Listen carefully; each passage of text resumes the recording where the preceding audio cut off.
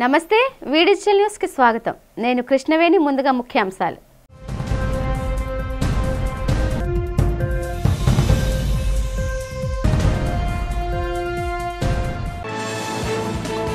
నగరంలో ఘనంగా జరిగిన క్రిస్మస్ వేడుకలు క్రైస్తవుల ప్రార్థనలతో మారుమ్రోగిన విశాఖ జీసస్ బోధనలు ఆచరణీయమన్న క్రైస్తవ బోధకులు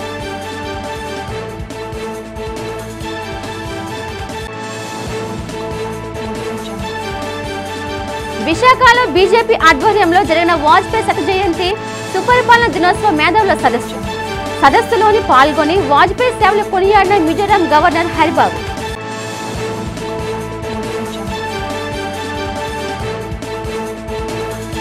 వచ్చే ఏడాది జనవరి 4న విశాఖ ఆర్కే బీచ్ లో జరగనున్న నేవీ విన్యాసాలు కార్యక్రమంలో ముఖ్యమంత్రి చంద్రబాబు పాల్గొంటున్న సందర్భంగా ఏర్పాట్లను పరిశీలించిన నిర్వహణ సమన్వయకర్త వెంకటేష్.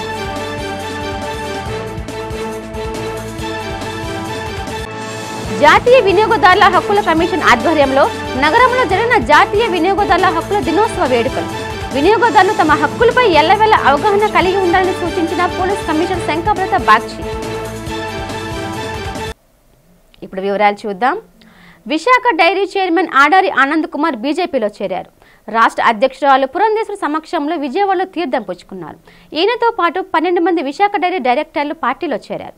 ఆడారి ఆనంద్ కుమార్ మొదట టీడీపీలో ఉంటూ తర్వాత వైసీపీలో చేరి ఎన్నికల్లో ఓటమి అనంతరం వైసీపీకి రాజీనామా చేసి నేడు బీజేపీ తీర్థం పుచ్చుకున్నారు. మహావిశాఖలోని క్రైస్తవులు క్రిస్మస్ పండుగను భక్తి శ్రద్ధలు ఆనందోత్సవం మధ్య నిర్వహించుకున్నారు.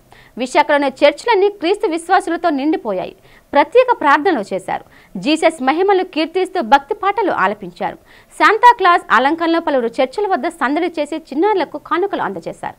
ఎంవీపీ కాలనీలోని ఇమాన్యుయల్ చర్చిలో పెద్ద సంఖ్యలో క్రైస్తవులు హాజరై ప్రార్థనలు చేశారు. ఈ సందర్భంగా ఇమాన్యుయల్ చర్చ్ ఫాదర్ మాట్లాడుతూ క్రీస్తు బోధనలు అందరికీ ఆచరణీయమన్నారు. మానవాళి శాంతి సత్యపదం వైపు నడిపించేందుకు జీసస్ బోధనలు దోహదపడతాయన్నారు. కరుణ, ప్రేమ, క్షమ, సహనం, దాతృత్వం, త్యాగం తన జీవితం ద్వారా మానవాళికి క్రీస్తు అందించిన మహోన్నత సందేశాలను తెలిపారు. క్రీస్తు చూపిన బాటలోనే ప్రతి ఒక్కరూ పయనిస్తే ప్రపంచం శాంతి, ప్రేమ, సేవాభావం సాధ్యపడుతుందని ఫాదర్ అన్నారు.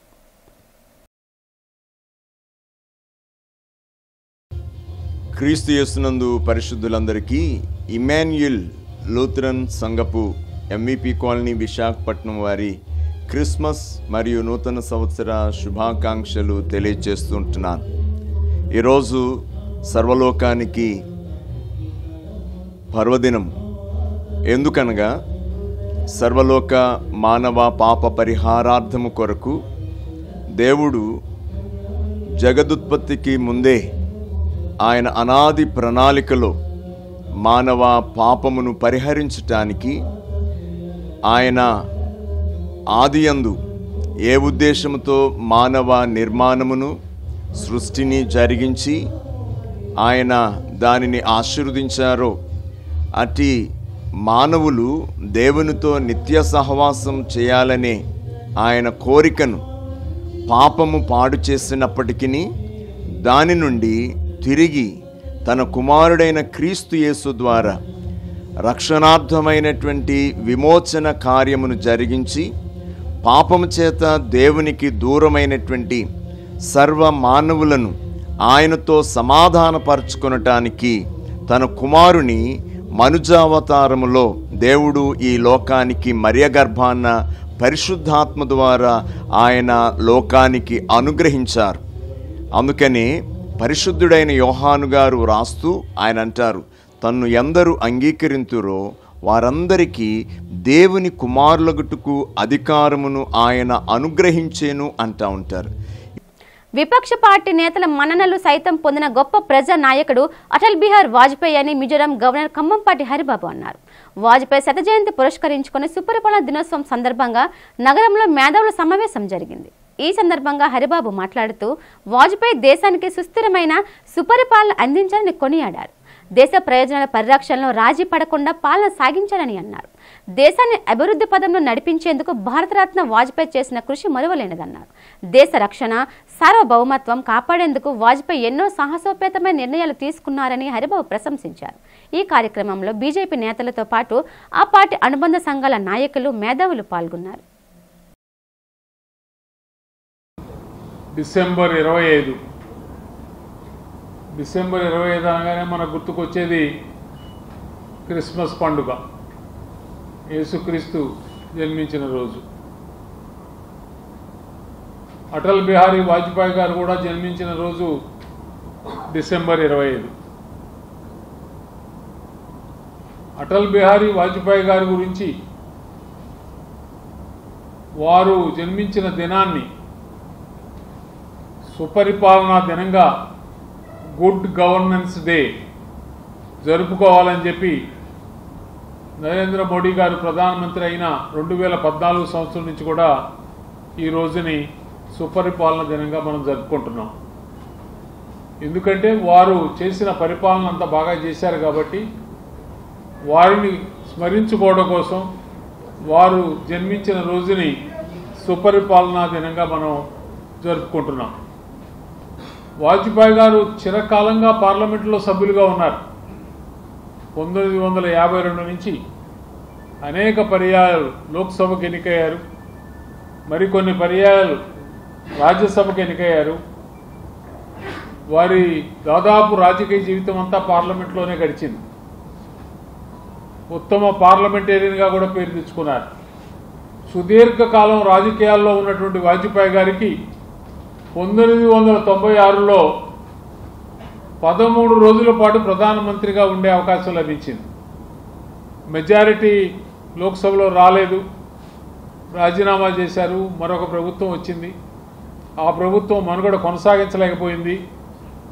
ఆ ప్రభుత్వ పతనం తర్వాత 1998లో జరిగినటువంటి ఎన్నికల్లో మరొక్కసారి వాజ్పేయి గారు ప్రధానమంత్రిగా ప్రమాణ స్వీకారం చేసి 13 నెలల పాటు ప్రధానమంత్రిగా ఉన్నారు. వారి 13 నెలలు ప్రధానమంత్రిగా ఉన్న సమయంలో వారు చేసినటువంటి ప్రధానమైనటువంటి యొక్క పని ఏంటంటే పోఖ్రాన్లో అణు పరీక్షలు జరిపి భారతదేశాన్ని ఒక అణుశక్తిగా తయారు చేయడంలో వారు తీసుకున్న యొక్క సాహసోపేతమైన నిర్ణయం భారతదేశం ఒక శక్తివంతమైన దేశంగా తయారు కావడానికి అవకాశం ఇచ్చింది. జనవరి 4న విశాఖపట్నం ఆర్కే బీచ్ వేదికగా జరిగే నావికాదళ విన్యాసాల్లో పాల్గొనేందుకు రాష్ట్ర ముఖ్యమంత్రి విచ్చేస్తున్న నేపథ్యంలో సంబంధిత పర్యటన ఏర్పాట్లను ముఖ్యమంత్రి కార్యక్రమాల నిర్వహణ సమన్వయకర్త పెందుర్తి వెంకటేష్ పరిశీలించారు. బుధవారం నగరానికి వచ్చిన ఆయన Vishwapriya function hall RK beach కు అభిముఖంగా ఏర్పాటు చేసిన ప్రధాన వేదికను joint collector K Mayur Ashok, GVMC commissioner P Sampath Kumar, navy commander Happy Mohan ఇతర అధికారులతో కలిసి పరిశీలించారు. 4వ తేదీ సాయంత్రం కార్యక్రమం జరగనున్న సందర్భంగా ముఖ్యమంత్రి సభాస్థలికి చేరుకున్న దగ్గర నుండి తిరుగు పయనమయ్యే వరకు సంబంధిత వివరాలు తెలిపారు. ఈ మేరకు పటిష్ట ఏర్పాట్లు చేయాలని సూచించారు. ప్రాథమిక షెడ్యూల్ ప్రకారం ఎయిర్పోర్ట్ నుంచి ఎన్సీబీకి, అక్కడ నుంచి ఆర్కే బీచ్ వద్దకు చేరుకుంటారని, అక్కడ జరిగే నావికాదళ విన్యాసాలు వీక్షిస్తారని, అనంతరం ప్రజలను ఉద్దేశించి ముఖ్యమంత్రి మాట్లాడతారని పేర్కొన్నారు. తర్వాత నేవీ హౌస్ వద్ద జరిగే హైటీలో భాగస్వామ్యం అవుతారని, దాని ప్రకారం అన్ని రకాల ఏర్పాట్లు చేయాలని చెప్పారు. అధికారులంతా సమన్వయంతో వ్యవహరించాలని తెలిపారు.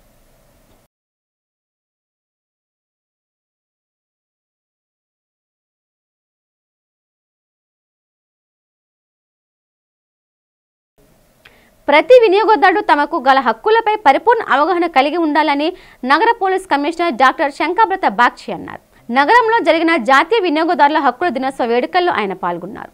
ఈ సందర్భంగా శంకబ్రత బాగ్చి జాతీయ వినియోగదారుల హక్కుల కమిషన్ చైర్మన్ రమేష్ గౌడ్ మాట్లాడారు. చట్టంలో వినియోగదారులకు అనేక హక్కులు కల్పించబడ్డాయని తెలిపారు. వినియోగదారుల హక్కులకు భంగం కలగకుండా పరిరక్షించడంలో కమిషన్ చేస్తున్న కృషిని వివరించారు. కొనుగోలుదారుడు ఏదైనా కొనే సమయంలో అన్ని పరిశీలించి కొనుగోలు చేయాలని సూచించారు. హక్కులకు భంగం కలిగితే వినియోగదారుడు చట్టం ద్వారా తగిన పరిహారాన్ని పొందవచ్చని చెప్పారు. ఈ సందర్భంగా నగర police commissioner Shankhabrata Bagchi commissioner సభ్యులు ఘనంగా సత్కరించారు. ఆ ఇన్స్ట్రక్షన్ ఫాలో చేస్తే తర్వాత అకౌంట్ నుండి మొత్తం డబ్బు పోయింది. అంటే ఇవన్నీ ఎందుకు చెప్తున్నామంటే ఈ కన్స్యూమర్ ప్రొటెక్షన్, అందులో కన్స్యూమర్ ప్రొటెక్షన్ యాక్ట్ కాకుండా ఇంకా చాలా విషయాలు వచ్చేసాయి. ఈరోజు కొత్త ఈ 2024లో చూస్తే ఒకటి సైబర్ క్రైమ్ వచ్చేసింది, ఇంకొకటి డ్రగ్స్ అండ్ కాస్మెటిక్స్ యాక్ట్. ఇంతకుముందు ఇష్యూ వచ్చింది, ఒక పోయి మెడిసిన్ కొన్నాను, అసలు పనిచేయట్లేదు, జ్వరం తగ్గట్లేదు. తర్వాత తెలిసింది ఆ మెడిసిన్ వచ్చేసి పొటెన్సీ అసలు లేదు, ఫేక్ స్పూడియస్ డ్రాగ్ అన్నమాట. అప్పుడు డ్రాగ్ ఇన్స్పెక్టర్ అక్కడ ఆయన రెస్పాన్సిబిలిటీ వస్తుంది. నేను విజయవాడలో ఉన్నప్పుడు నా బెంగాలీ అంటే చేప చాలా ఇష్టం, నేను జలపుష్పం అంటాను. మేము అక్కడికి మార్కెట్కి వెళ్ళి ప్రతి ఆదివారం పోయి చేప కొంటాను. ఇంటికి వచ్చిన తర్వాత వాయి ప్రతిరోజు మందులు ఇస్తారండి. సంవత్సరం 2024లో దగ్గరగా 417 అవేర్నెస్ ప్రోగ్రామ్స్ కండక్ట్ చేయడం జరిగింది. అంటే ఇది చాలు, ఇంకా అవేర్నెస్ కావాలి. ఎందుకంటే ఇంటీరియర్కి వెళ్ళాలి, ఇంటీరియర్కి వెళ్ళి ఇంటీరియర్లో కూడా అవేర్నెస్ ప్రోగ్రామ్ ఇవ్వాలి. ఎస్పెషల్లీ మనం ఇస్తున్న అవేర్నెస్ ప్రోగ్రామ్ దేని గురించి, ఎక్కడ మోసపోతున్నారో కన్జ్యూమర్స్ ఎక్కడ మోసపోతున్నారో అక్కడ మనం ప్రత్యక్షం ఇవ్వాలి. కన్జ్యూమర్ మోసపోకుండా వాళ్ళకి ముందుగా అవేర్నెస్ ఇచ్చి అసలు కన్జ్యూమర్ ఎందుకు మోసపోతున్నాడు, ఎక్కడ మోసపోతున్నాడు, ఏ విధంగా మోసపోతున్నాడు అనే వాటి గురించి మనం తెలియపరచాలి. అది తెలియపరచాలి అని అనుకుంటే మనకి ముందు అవగాహన ఉండాలి. ఆ అవగాహన కావాలి అని అనుకుంటే మనకి చాలా రకాల బుక్స్ ఉన్నాయి. మనం ఎన్నో విధాలుగా మనం మీటింగ్లో కూడా మనం చెప్పుకుంటున్నాం. ముందుగా చాలా చిన్న ఇదనమాట, మనం రెగ్యులర్గా చేసేది ఏంటంటే ఒక బిల్లు తీసుకొని ఇప్పుడు కూడా నక్కపల్లి మండలంలోని ఉపమాక క్షేత్రంలో ధనుర్మాస ఉత్సవాల భాగంగా స్వామివారి హంసవాహనంపై ఆనందరూపుడు తిరువిధి సేవ కన్నుల పండుగగా జరిగింది. ఉభయ దేవేరులతో కూడిన స్వామివారిని హంసవాహనంపై పట్టు పీతాంబరాలు పుష్పమాలలతో అలంకరించగా పల్లకిలో గోదాదేవి అమ్మవారి ఉత్సవమూర్తిని అలంకరించి మాడవీధుల్లో మంగళ వాయిద్యాల మధ్య ఊరేగించారు. తిరువీధుల్లో అనేక మంది భక్తులు ఉపమాక వెంకను దర్శించుకున్నారు. తిరువీధి ఉత్సవం అనంతరం ఆలయంలో స్వామివారికి ప్రత్యేక హారతులిచ్చారు. తిరుప్పావే పాసురామ విన్నపం చేశారు. భక్తులకు తీర్థ ప్రసాదాలు పంపిణీ చేశారు. ఈ కార్యక్రమంలో ఆలయ అర్చక బృందం అధికారులు, శ్రీవారి సేవకులు పాల్గొన్నారు.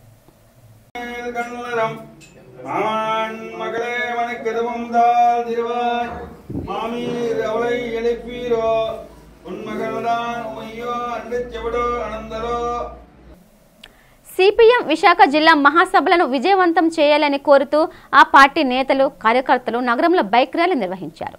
ఈ ర్యాలీని సిఐటియు నేత ఆర్కేఎస్వి కుమార్ ప్రారంభించారు. ఈ సందర్భంగా ఆయన మాట్లాడుతూ కేంద్ర, రాష్ట్ర ప్రభుత్వాలు అనుసరిస్తున్న విధానాలపై నిప్పులు చెరిగారు. ప్రభుత్వ రంగ సంస్థలను నిర్వీర్యం చేస్తూ ప్రైవేట్, కార్పొరేట్ సంస్థలను ప్రోత్సహించడంపై మండిపడ్డారు. విశాఖ స్టీల్ ప్లాంట్ను ప్రైవేటీకరణ చేయాలనే నిర్ణయాన్ని మోడీ సర్కార్ వెనక్కి తీసుకోవాలన్నారు. ప్రజలపై అదనపు ఆర్థిక భారాన్ని మోపే విధానాలకు ప్రభుత్వాలు స్వస్తి చెప్పాలని డిమాండ్ చేశారు. తమ పార్టీ ఎప్పుడు కార్మిక రక్షకుల పక్షాన్నే కాకుండా ప్రజల పక్షాన కూడా నిలబడి పోరాటం చేస్తుందని అన్నారు. ప్రజలకు అండగా తమ పార్టీ ఉంటుందని పునరుద్ఘాటించారు.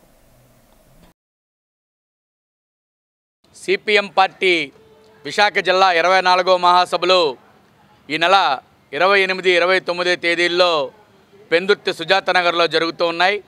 ఈ మహాసభలు జయప్రదం చేయమని గత నెల రోజుల నుంచి ఇంటింటికి సిపిఎం పార్టీ ప్రచారం చేస్తూ ఉంది. ఈ మహాసభల్లో సిపిఎం పార్టీ గత 3 ఏళ్లలో నిర్వహించినటువంటి పోరాటాలని, ఉద్యమాలని సమీక్షించుకొని భవిష్యత్తులో చేయబోయే ఈ ప్రభుత్వాలు అనుసరిస్తున్నటువంటి ప్రజా కార్మిక వ్యతిరేక విధానాలు ఏవైతే ఉన్నాయో దాని మీద ఉద్యమాలు రూపొందించడం కోసం కార్యాచరణని రూపొందించడం జరుగుతుంది. ఈ మహాసభల్ని విజయవంతం చేయాలని చెప్పి కోరుతూ ఈ రోజున విశాఖపట్నంలో జగదాంబ ప్రాంతంలో బైక్, స్కూటర్ ర్యాలీ ద్వారా విస్తృతంగా ప్రచారం చేయడం జరుగుతుంది. ఈ మహాసభకి ముఖ్య అతిథులుగా సిపిఎం పార్టీ రాష్ట్ర కార్యదర్శి కామ్రేడ్ వి శ్రీనివాసరావు గారు, అలాగే సిఐటియు రాష్ట్ర ప్రధాన కార్యదర్శి కామ్రేడ్ సిహెచ్ శ్రీనివాసరావు గారు, లోకనాథం గారు, జగ్గునాయుడు గారు వీళ్ళందరూ కూడా ఈ బహిరంగ సభలో ముఖ్య వక్తలుగా పాల్గొంటారు. 28వ తారీఖు నాడు వేలాది మందితోటి ప్రదర్శన అనంతరం బహిరంగ సభ కూడా జరుగుతుంది.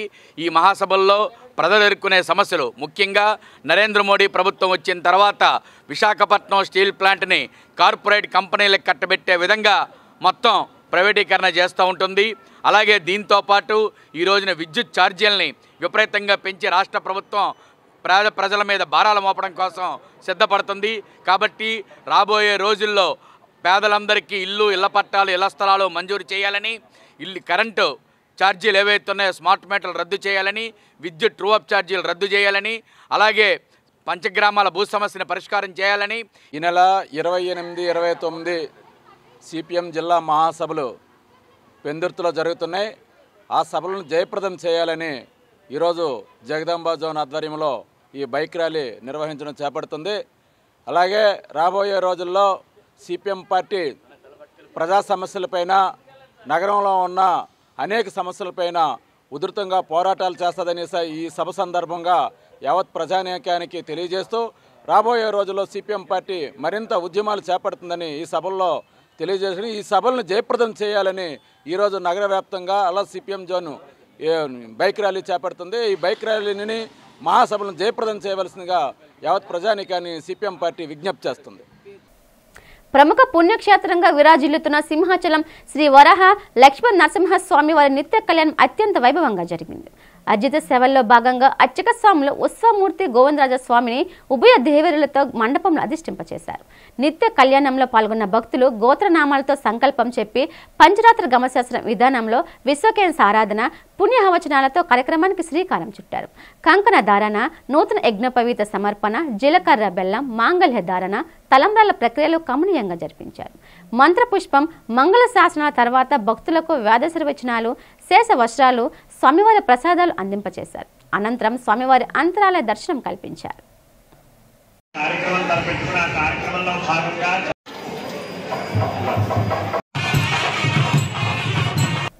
నైరుతి పశ్చిమ మధ్య బంగాళాఖాతంలో అల్పపీడనం కేంద్రీకృతమై ఉందని వాతావరణ శాఖ అధికారులు తెలిపారు. దక్షిణ ఆంధ్రప్రదేశ్, ఉత్తర తమిళనాడు తీరాల్లో కేంద్రీకృతమై ఉందని చెప్పారు. రాగల 24 గంటల్లో అదే ప్రాంతంలో అల్పపీడనం క్రమేణా బలహీనపడుతుందని తెలిపారు. దీని ప్రభావంతో ఉత్తర కోస్తా, దక్షిణ కోస్తాంధ్రాలో ఒక మోస్తరు వర్షాలు కురుస్తాయని అన్నారు. 1-2 చోట్ల భారీ వర్షాలు కురిసే అవకాశం ఉందని అన్నారు. మరికొన్ని ప్రాంతాల్లో తేలికపాటి వర్షాలు కురుస్తాయని తెలిపారు. నైరుతి మరియు పశ్చిమ మధ్య బంగాళాఖాతం మీద ఆవరించి ఉన్న వెల్ మార్క్డ్ లో ప్రెషర్ ఏరియా నేటి ఉదయానికి వెస్ట్ సెంట్రల్ అంటే పశ్చిమ మధ్య బంగాళాఖాతము దాన్ని ఆనుకొని ఉన్న నైరుతి బంగాళాఖాతం మీద అనగా దక్షిణ కోస్తా ఆంధ్రాకి, ఉత్తర తమిళనాడు తీరానికి ఆనుకొని ఉన్న ప్రదేశం మీద ఆవరించి ఉంది. అది రానున్న 24 గంటల్లో బలహీనపడి అల్పపీడనంగా మారుతుంది. దాని ప్రభావం వలన మనకి ఉత్తర ఆంధ్ర కోస్తాకి పలుచోట్ల వర్షాలు పడే అవకాశం ఉంది. తేలికపాటి నుండి ఒక మోస్తరు వర్షాలు పడే అవకాశం ఉంది. దక్షిణ కోస్తాకి కూడా తేలికపాటి నుండి ఒక మోస్తరు వర్షాలు పడే అవకాశం ఉంది. ఆ విధంగానే రానున్న 24 గంటల్లో 1-2 చోట్ల భారీ వర్షాలు ఆంధ్ర తీరానికి పడే అవకాశం ఉంది. అవి శ్రీకాకుళం జిల్లా, విజయనగరం, పార్వతీపురం మరియు దక్షిణ కోస్తాలో నెల్లూరు జిల్లా మీద భారీ వర్షం నమోదయ్యే అవకాశం ఉంది. ఈ తీవ్ర అల్పపీడనం కారణంగా గాలులు ఉత్తర కోస్తాకు వచ్చి 45 నుండి 55 కిలోమీటర్లు గస్టింగ్ టు 65 కిలోమీటర్ల వేగంతో ఉత్తర కోస్తా తీరం వెంబడి వీస్తాయి. దక్షిణ కోస్తాకి స్క్వాలీ వెదర్ 35 నుండి 45 kilometres per hour gusting to 55 kilometres per అవర్గా వీచే అవకాశం ఉంది. ఇది రానున్న 24 గంటల వరకు ఇలాగే ఉండే అవకాశం ఉంది.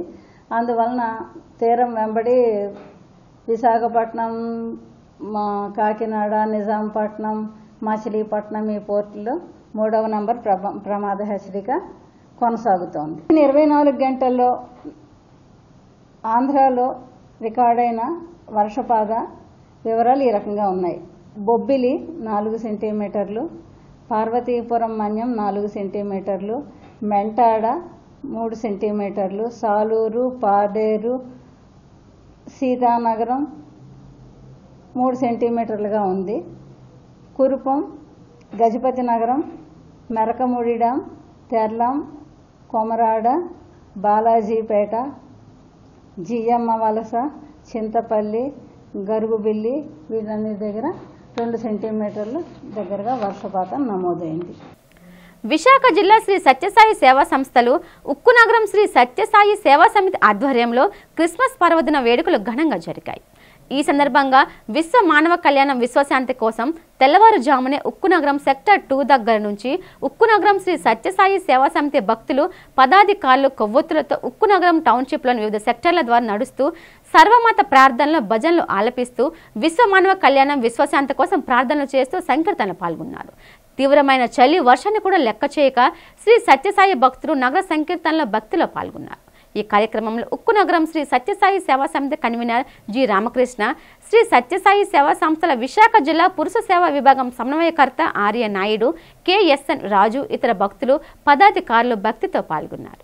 శాంతి శాంతి శాంతి. భారత్లో అతిపెద్ద pure play EV company Ola electric చిన్న పట్టణాలు, తాలూకాలకు విస్తరిస్తోంది. అందులో భాగంగా బుధవారం పెందుర్తి జంక్షన్లో ఓలా షోరూమ్ సర్వీస్ సెంటర్ను మాజీ కార్పొరేటర్ సరగడం చిన్న అప్పలనాయుడు ప్రారంభించారు. ఈ సందర్భంగా ఆయన మాట్లాడుతూ ఎలక్ట్రిక్ వెహికల్స్తో పర్యావరణానికి హాని ఉండదన్నారు. ఇప్పుడు అందరూ ఎలక్ట్రిక్ వెహికల్స్ తీసుకుంటున్నారని చెప్పారు. అతి తక్కువ ధరకు ఎన్నో ఫీచర్లతో లభిస్తున్నాయని అన్నారు. డిజిటల్ కీ ఉండటం వల్ల దొంగతనాలకు ఆస్కారం ఉండదన్నారు. భవిష్యత్ ఎలక్ట్రిక్ వాహనాలదేనన్నారు. ఓలా కోస్టల్ సిటీ లీడ్ వాహన లోకేశ్వరరావు మాట్లాడుతూ ఓలా నెట్వర్క్ దేశవ్యాప్తంగా 40,000 స్టోర్లకు విస్తరించినట్లు తెలిపారు. ఈవీ రంగంలో ప్రపంచంలో అత్యంత ముఖ్యమైన విస్తరణలో ఇది ఒకటన్నారు. ఈ పెందుర్తి పరిసర ప్రాంతాల్లో ఉన్నటువంటి ప్రజలు ఆర్థికంగా మధ్యతరగతి ప్రజలు ఎక్కువ మంది ఉన్నారు. ఇక్కడ మధ్యతరగతి ప్రజలను దృష్టిలో పెట్టుకుని ఓలా కంపెనీ ఈ 2 వీలర్ని ఎలక్ట్రిక్ బైక్ని తయారు చేసిందని చెప్పి నేను అనుకుంటున్నాను. ముఖ్యంగా 75,000 రేంజ్ నుంచి 1,25,000 రేంజ్ వరకు ఈ వెహికల్ తాలూకా కాస్ట్.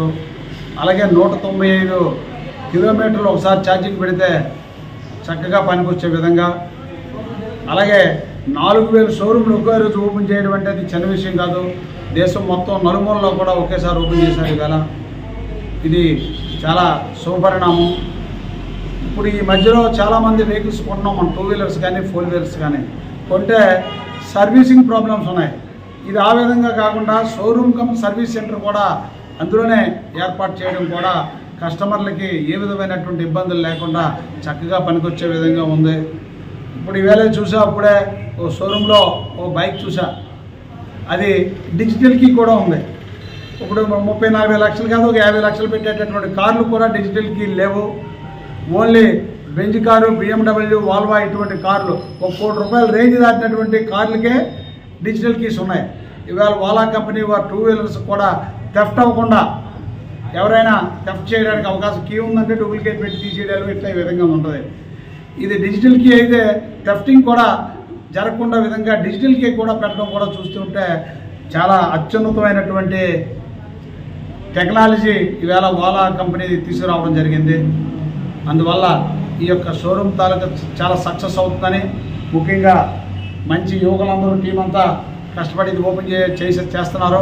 వారు కూడా అంచెలంచెలుగా ఎదిగి ఈ పెందుర్తి ప్రాంతంతో పాటు చుట్టుపక్కల ఇంకా అన్ని ప్రాంతాల్లో షోరూమ్ ఓపెన్ చేసి బాగా అభివృద్ధి చెందాలని చెప్పి కోరుతూ, కేంద్ర హోంమంత్రి అమిత్ షాను తక్షణమే మంత్రివర్గం నుండి బర్తరఫ్ చేయాలని ది బుద్ధి society of India Visakha Ambedkar memorial society నాయకుడు బి గౌతమ్ బాబు డిమాండ్ చేశారు. పార్లమెంట్లో అమిత్ షా అంబేద్కర్ పట్ల చేసిన వ్యాఖ్యలను నిరసిస్తూ అంబేద్కర్ బుద్ధ విహార్, మాతా రమాబాబు అంబేద్కర్ మహిళా వెల్ఫేర్ అసోసియేషన్ సంయుక్త ఆధ్వర్యంలో ఎల్ఐసి కూడలిలో గల అంబేద్కర్ విగ్రహం వద్ద నిరసన తెలిపారు. అమిత్ షాకు వ్యతిరేకంగా ఆందోళనకారులు నినాదాలు చేశారు. ఈ సందర్భంగా గౌతమ్ బాబు మాట్లాడుతూ కేంద్ర మంత్రి అమిత్ షా అంబేద్కర్ పట్ల చేసిన వ్యాఖ్యలపై తీవ్ర ఆగ్రహం వ్యక్తం చేశారు. అమిత్ షాను ఇంటికి సాగనంపకుండా ప్రధాని మోదీ వెనకేసుకురావడాన్ని ఖండించారు. దేశానికి ఎంతో సేవ చేసిన అంబేద్కర్ను అవమానించడం తగదని మండిపడ్డారు. ఈ కార్యక్రమంలో కర్రి సత్యనారాయణ, వి పురుషోత్తమరావు, పి సిద్ధార్థ, కాశీ బాబ్జీ, గంటి మోహన్ రావు, విమల కుమారి, రేపాక విజయ, గంటి లక్ష్మి తదితరులు పాల్గొన్నారు. పార్లమెంట్ సాక్షిగా మొన్న శ్రీ అమిత్ షా గారు కేంద్ర మంత్రివర్యులు అయ్యుండి పార్లమెంట్లోనే ఆ పార్లమెంట్ని ఒక పద్ధతిలో నడిపించే రాజ్యాంగాన్ని రచించిన రాజ్యాంగ నిర్మాత మీద అనుచిత వ్యాఖ్యలు చేసిన అమిత్ షా గారు వెంటనే దేశ ప్రజలందరికీ కూడా క్షమాపణ చెప్పాలని, రాజ్యాంగ విలువల్ని, రాజ్యాంగ నిర్మాత విలువల్ని కూడా కాపాడాల్సిన ధర్మం పార్లమెంటు సాక్షిగా మీకే ఉంది. కాబట్టి ఇవన్నీ కూడా గుర్తు తెచ్చుకుని, గుర్తెరిగి మీ మనువాద సిద్ధాంతాలను పక్కన పెట్టి దేశ ప్రజలందరినీ కూడా సమానత్వం, సౌభ్రాతృత్వంతో నడిపించాలని మేము ఈ నిరసన కార్యక్రమాన్ని చేపట్టాం. ఇటువంటి అనుచిత వ్యాఖ్యలు ఇకపై మీరు చేసినట్లయితే దేశమంతా కూడా ఇప్పటికే పూర్తి వ్యతిరేకత ఉంది మీ మీద. ఇంకా వ్యతిరేకులయ్యి దేశ ప్రజలందరి చేత కూడా మీరు తన్నులు తినే పరిస్థితిని తెచ్చుకుంటారని తెలియజేస్తున్నాం.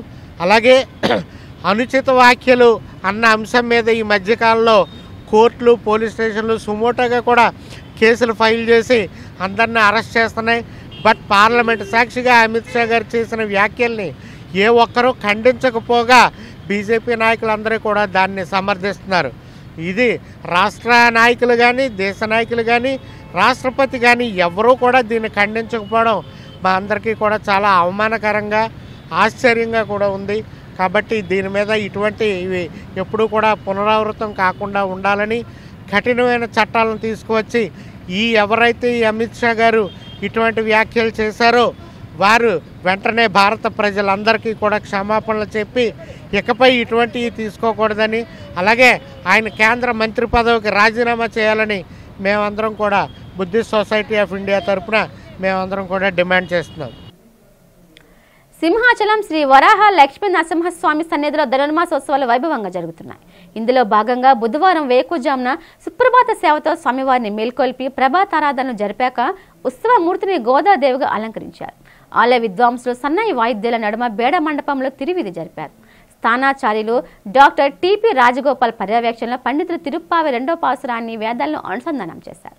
గోదాదేవి ఆలయంలో ప్రత్యేక సేవాకాలం జరిపి షోడశోపచారాలు సమర్పించారు. అమ్మవారికి కర్పూర నీరాజనాలు సమర్పించాక భక్తులకు తీర్థగోష్ఠి నిర్వహించారు. అలాగే కొండ దిగువన గల ఉద్యానవనంలో కొలువుదీరిన పద్మావతి, అలిమేలు మంగమ్మ సమేత వెంకటేశ్వర స్వామి ఆలయంలో ఉత్సవమూర్తిని గోదాదేవిగా అలంకరించి ప్రత్యేక పూజలు చేశారు.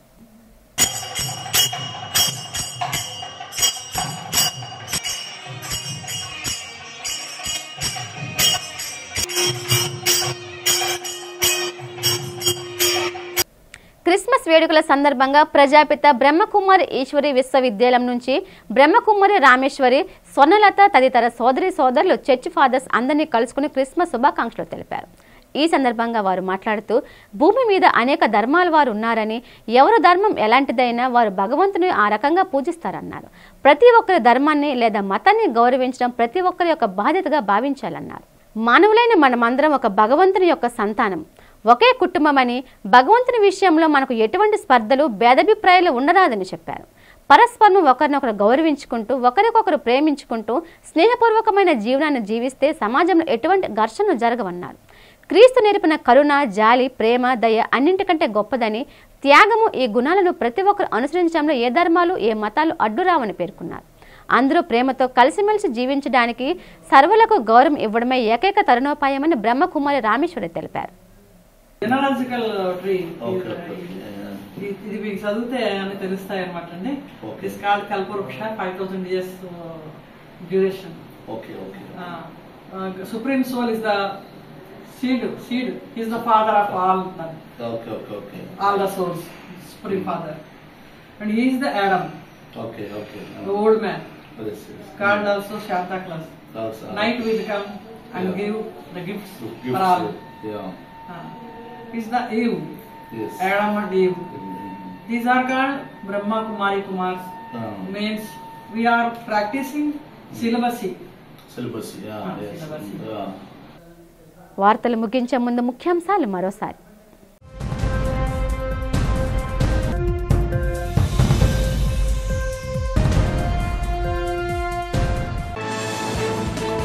నగరంలో ఘనంగా జరిగిన క్రిస్మస్ వేడుకలు, క్రైస్తవుల ప్రార్థనలతో మారుమ్రోగిన విశాఖ.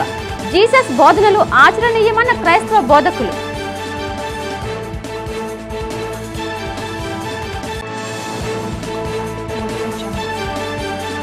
విశాఖలో బీజేపీ ఆధ్వర్యంలో జరిగిన వాజ్పేయి శత జయంతి సుపరిపాలన దినోత్సవ మేధావుల సదస్సులోని పాల్గొని వాజ్పేయి సేవలు కొనియాడిన మిజోరాం గవర్నర్ హరిబాబు.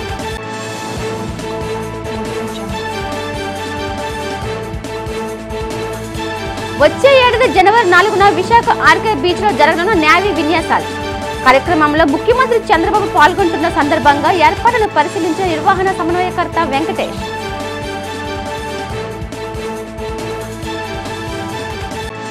జాతీయ వినియోగదారుల హక్కుల కమిషన్ ఆధ్వర్యంలో నగరంలో జరిగిన జాతీయ వినియోగదారుల హక్కుల దినోత్సవ వేడుకలు.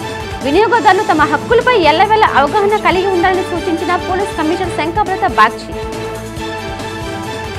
ఈ వార్తలు ఇంతటితో సమాప్తం. చూస్తూ ఉండండి వి డిజిటల్ న్యూస్. నమస్తే.